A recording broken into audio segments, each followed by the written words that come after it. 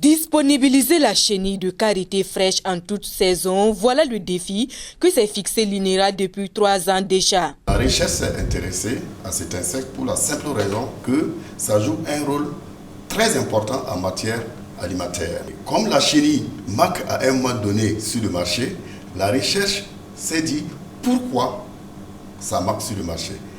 Qu'est-ce qui serait fait à ce niveau pour que la chenille soit disponible les 12 mois sur 12 de l'année? La réponse à cette question passe par la maîtrise de la technique de l'élevage, ce qui induit la réduction de la diapause de l'insecte, c'est-à-dire la période obligatoire de 10 à 11 mois, durant laquelle la chenille s'enterre ou s'endort pour atteindre les conditions optimum de sa transformation en papillon. Au niveau de la recherche, qu'est-ce que nous avons fait pour lever cette diapause? C'est utiliser le produit qui est une hormone pour, de façon artificielle, lever cette diapose. Et je peux vous dire avec certitude que, effectivement, nous avons maîtrisé cette technique. C'est dire donc que la chenille est en passe d'être domestiquée avec comme perspective une production industrielle.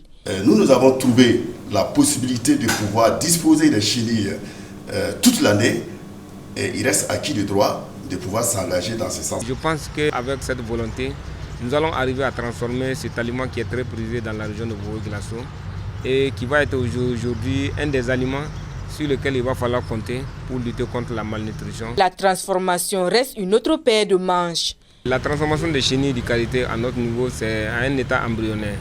Ça fait 2 ans maintenant que nous faisons des chenilles en poudre et nous faisons aussi des chenilles frites, salées, conditionnées. Mais nous sommes en train de réfléchir pour que dans les 2 ans à venir, pour que nous puissions passer à la phase industrielle.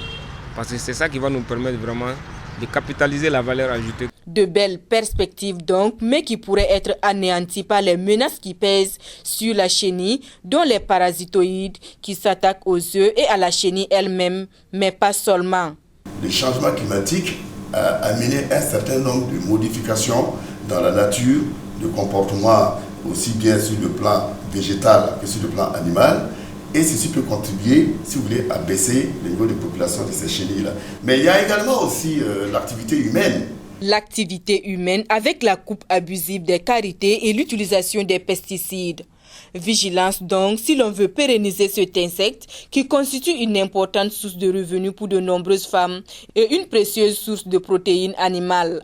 Vigilance, d'autant plus que selon la FAO, les insectes pourraient constituer la base de l'alimentation dans le monde d'ici à 2050.